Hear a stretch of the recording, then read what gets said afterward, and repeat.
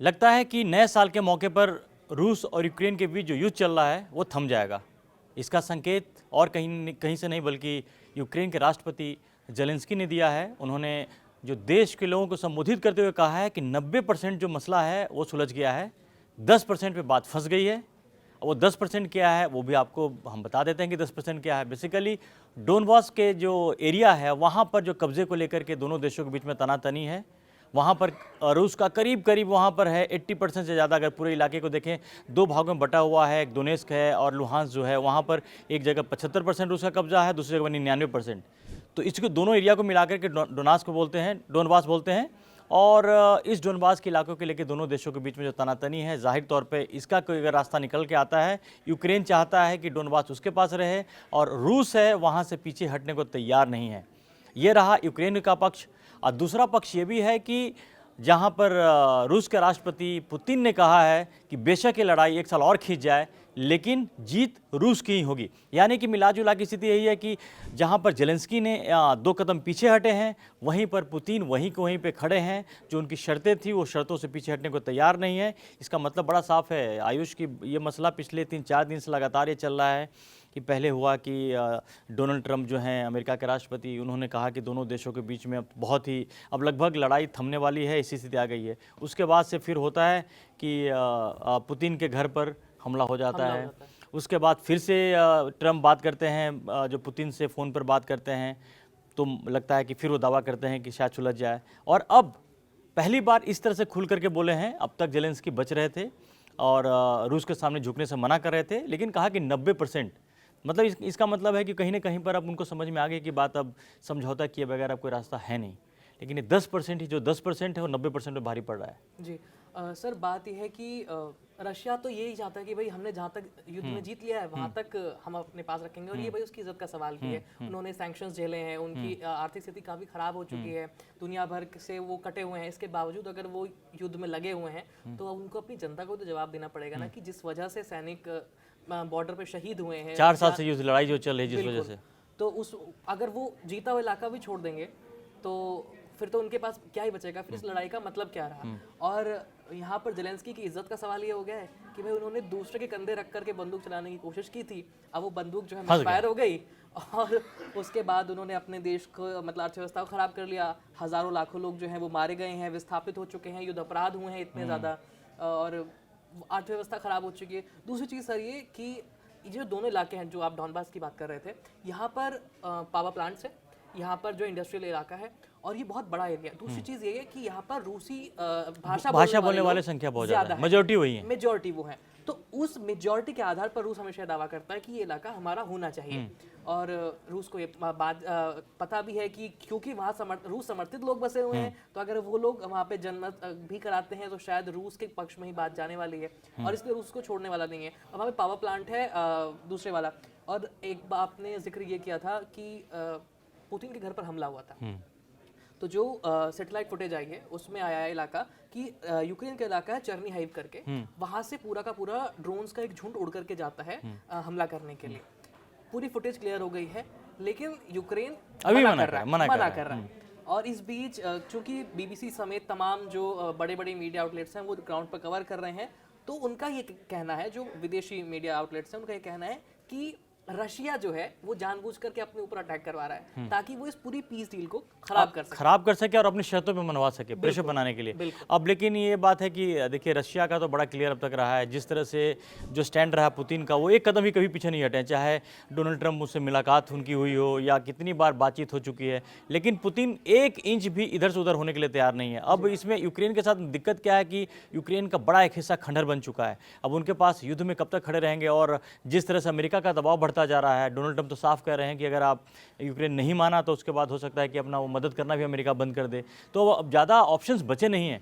अब ऐसे में क्या है कि अब सरेंडर, अब ये जो डोनबास का इलाका ऐसा है कि दोनों देशों के लिए बिल्कुल हो चुका है। और रशिया के, जैसे मैंने आपको बताया कि उस इलाके पर ऑलमोस्ट 80 से 90% हिस्से पर रूस का कब्जा है, और किसी भी चाह करके भी यूक्रेन उसको छुड़वा नहीं सकता है, उसी को 10% बता के चल रहा है। तो फिर अगर बातचीत तो फिर वही होती है कि हर बार दावे होते हैं, दोनों तरफ से बातें होती हैं, लेकिन बात वहीं कहीं बाकी अटक जाती है। इसका मतलब एक बात तो बड़ा साफ है, अगर जिस तरह से पुतिन की अगर भाषा को अगर आप समझें, जिस तरह से उन्होंने लोगों को जो अपने लोगों को संदेश दिया है, कहा है कि जीत हमारी होगी, रूस की जीत तय है, तो इसका मतलब यह है कि उस दोनों तो पीछे कहीं से भी हटने को तैयार नहीं है। तो इसका मतलब फिर यही हुआ कि जेलेंस्की अगर इस पे राजी हो जाए, अगर अभी भी राजी हो जाते हैं, एक दूसरा मसला सुरक्षा का भी है कि सुरक्षा गारंटी चाहते हैं जेलेंस्की कि भाई रूस हम पर वो हमला ना करे, 50 साल तक हमला नहीं करने के ट्रंप ने बदले 15 साल की गारंटी बोली थी। लेकिन ये ऐसा मसला है जहां पर हो सकता है रूस राजी भी हो जाए, मान जाए, लेकिन डोनबास का इलाका ही है जो मुख्य तौर पर दोनों देशों के बीच में गले की हड्डी बना है। अगर वहां से अगर डोनबास को अगर छोड़ देते हैं यूक्रेन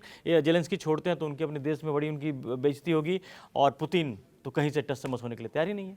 जी, और सर दूसरी चीज़ ये कि रशिया और यूएस दोनों ये चाहते हैं कि यूक्रेन में अभी चुनाव हो राष्ट्रपति के, और अगर जेलेंस्की छोड़ देते हैं डॉनबास का इलाका, तो जो व्यक्ति चुनाव जीत करके आने वाला है, और ऐसे कयास लगाए जा रहे हैं कि वो रूस समर्थित व्यक्ति ही होगा, जैसा बेलारूस में है, जैसा क्रीमिया में है। तो अगर वो होता है तो जाहिर सी तौर पर जेलेंस्की को युद्ध अपराधी बनाया जाएगा और उनके खिलाफ केस चलाया जाएगा। तो जेलेंस्की को ये भी डर सता रहा है कि भविष्य का क्या होगा, तो इसलिए उस 10% को पकड़ के बैठे मुझे लग रहा है कि इसी बहाने वो कहीं ना कहीं पर अंदर अंदर बार्गेन कर रहे हैं, और वो कोई सुरक्षा की गारंटी देश से ज़्यादा अपनी सुरक्षा की गारंटी की चिंता उनको ज़्यादा है।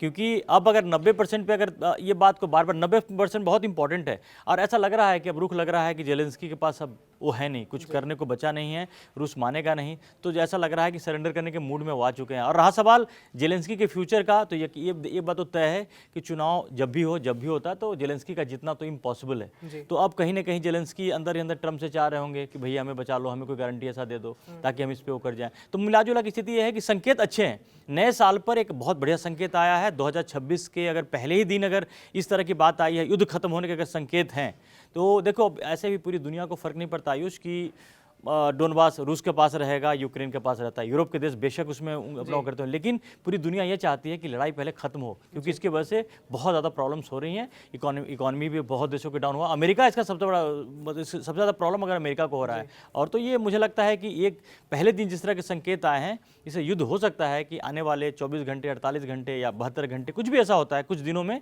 इस पर कहीं ना कहीं पर बात आगे बढ़ेगी। जी सर, मैं इस बात से तो सहमत हूँ कि इस तरह की चीज़ होनी चाहिए। और दूसरी चीज़ ये कि कहीं ना कहीं इंडिया भी इस चीज़ से सफ़र करता है, दूसरे देश हैं, हमारी इकोनॉमी, हम लोग तेल खरीद रहे हैं तो उस पर बार बार अमेरिका हमको आग दिखाता है कि आप रशिया का तेल खरीद रहे हैं, हम पर टैरिफ लगा देता है।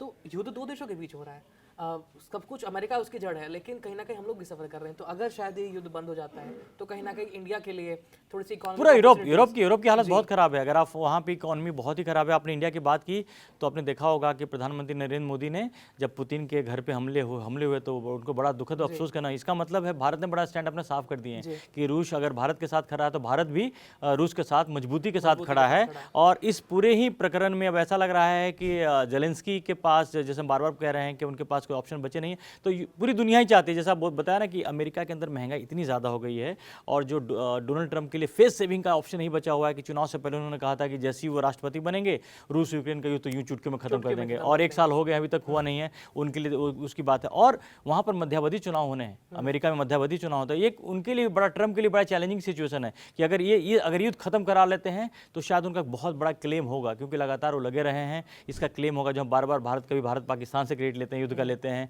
तो ये ट्रंप के उसमें ट्रंप को अपना भी फेस सेविंग के लिए बहुत बड़ा, इसीलिए बार बार ट्रंप जेलेंस्की को कर रहे हैं। तो मुझे लगता है कि एक ऐसा संकेत है, अगर जेलेंस्की की हम 90% की बात को अगर 90% पे राजी हो गए हैं तो अगले कुछ दिनों में 10% पे बात बन जानी चाहिए, क्योंकि अब अगर जेलेंस्की चाह के भी डोनबास का हिस्सा वो रूस से वापस नहीं ले सकते हैं, तो जब युद्ध में नहीं ले सकते हैं तो उनको शांति से देनी पड़ेगी, कहीं ना कहीं कॉम्प्रोमाइज तो कहीं ना कहीं पे करना पड़ेगा। और ये जो बात है, यही सबसे पॉजिटिव चीज़ है कि जेलेंस्की पहली बार, हालांकि अपने बातों में ये भी बोलते हैं कि हम झुकेंगे नहीं, हम सरेंडर नहीं करेंगे, लेकिन बातों का मतलब नहीं है।